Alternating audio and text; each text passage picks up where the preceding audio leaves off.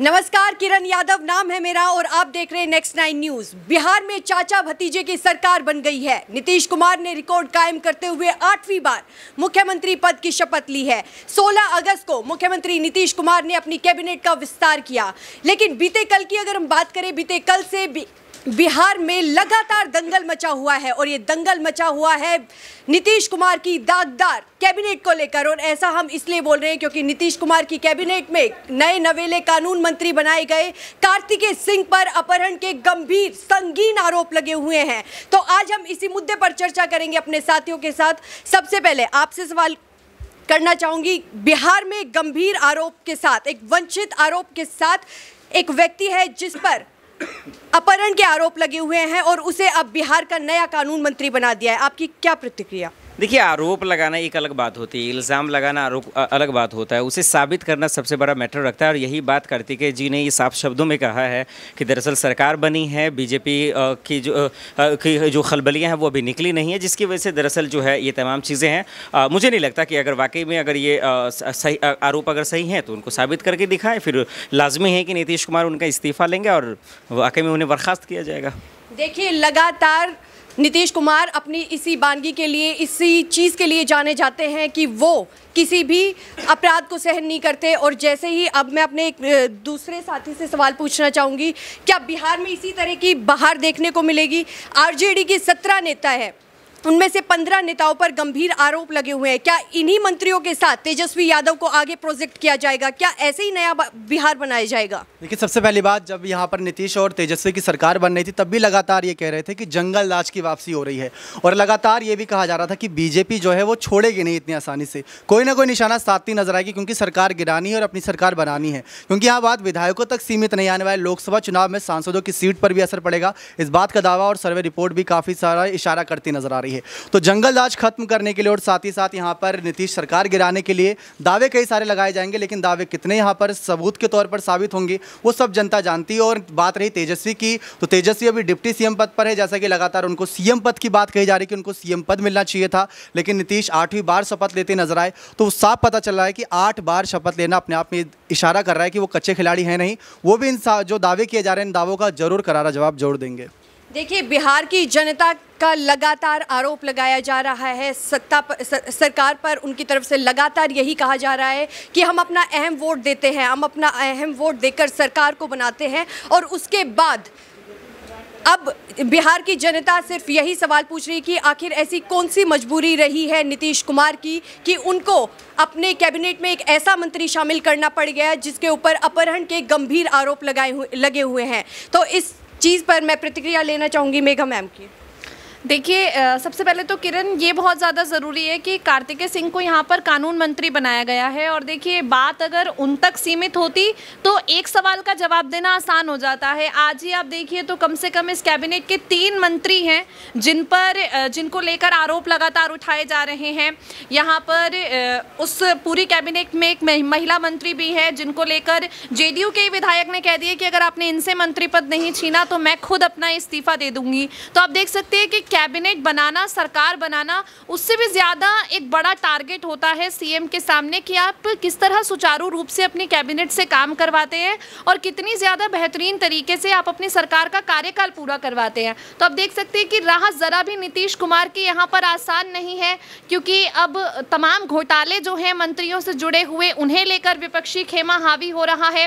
कार्तिकेय सिंह को लेकर यहाँ पर बीजेपी की तरफ से सवाल उठाया जा रहा है कि जब 16 अगस्त को उन्हें कोर्ट में पेश होना है तो आखिर वो कोर्ट में पेश ना होकर शपथ कैसे ले सकते हैं। तो कई तरह के आरोप हैं यहाँ पर जो लगातार नीतीश कैबिनेट के मंत्रियों पर लग रहे हैं। और नीतीश कुमार जो राज्य के मुख्यमंत्री हैं, आपने अपनी कैबिनेट बनाई है, आप जो है उन्हीं मंत्रियों के साथ काम करने जा रहे हैं और फिर अगर आप इतना गैर जिम्मेदाराना बयान दे दें कि आपको इस बारे में कोई जानकारी नहीं है और आप उस पर प्रतिक्रिया देने के बजाय, आपको चलिए पहले जानकारी नहीं थी लेकिन अब तो आपको जानकारी मिल रही है ना, अब तो आपको आप तक खबर पहुंच रही है कि आपके कानून मंत्री के खिलाफ इस तरह के अपहरण के मामले दर्ज हैं और अब आप उन पर कोई एक्शन लेने के बजाय ये कह दें कि मुझे जानकारी नहीं थी। तो देखिए, आप कोई नेता नहीं है, विधायकों पर भी जिम्मेदारी होती है कि वो इस तरह पलड़ा अपना नहीं झाड़ सकते। तो आप तो राज्य के मुख्यमंत्री हैं, अगर आप इस तरीके से बयान देंगे तो आप पर सवाल उठेंगे और सवाल उठने लाजमी भी है। देखिए, आरजेडी की तरफ से लगातार यही कहा जा रहा है कि बीजेपी हमें नैतिकता का पाठ पढ़ा रही है, लेकिन बीजेपी की अगर हम बात करें, ये बात आरजेडी की तरफ से कही जा रही है कि अगर हम बीजेपी की बात करें तो केंद्रीय गृह राज्य मंत्री जिनके बेटे ने किसानों को कुचल दिया था गाड़ी से, तो उन्हें यानी कि केंद्रीय मंत्री को क्यों नहीं अपना इस्तीफा देना पड़ा। तो लगातार आरजेडी की तरफ से ऐसे सवाल पूछे जा रहे हैं। देखिए, अब यहाँ पर जिक्र उन्होंने उत्तर प्रदेश का कर दिया है आरजेडी नेताओं ने। तो देखिए, लालू प्रसाद यादव की जो पार्टी है, विधानसभा चुनाव में काफी अच्छे नतीजे तेजस्वी यादव के नेतृत्व पर भरोसा करके आरजेडी को मिले हैं और बिहार की जनता ने विश्वास जताया है। लेकिन नेताओं के ऊपर एक जिम्मेदारी होती है, हालांकि जिम्मेदारी आम इंसान पर भी होती है, नेताओं पर ज्यादा हो जाती है कि तोलो और बोलो। अगर आपको बोलने की, अभिव्यक्ति की आज़ादी है तो इसका मतलब ये नहीं है कि आप कुछ भी कहने के लिए आज़ाद हैं। मेरा सवाल आपसे एक और है कि भारतीय जनता पार्टी इतनी लेट क्यों उठती है नींद से? तब उनकी एनडीए गठबंधन था, तब क्या कोई किसी नेता पर कोई दाग नहीं थे क्या? देखिए किरण, ज़रूर नेता पर दाग थे। आप यहाँ पर अगर सवाल खड़ा करेंगी एनडीए पर, तो देखिए जब आप विपक्ष में चले जाते हैं तो आपकी रिस्पॉन्सिबिलिटी, देखिए विपक्ष का मतलब ही होता है आवाज़ उठाना, सत्ताधारी पार्टी जो है उन पर सवाल उठाना, और विपक्ष वो आवाज़ उठा रहा है। कोई भी पार्टी यही करती है, यही तेजस्वी यादव है ना। अगर यहाँ पर एनडीए गठबंधन में कैबिनेट का गठन हुआ तो ये लोग भी तो सवाल उठाते थे, तो तेजस्वी यादव भी वही काम कर रहे थे।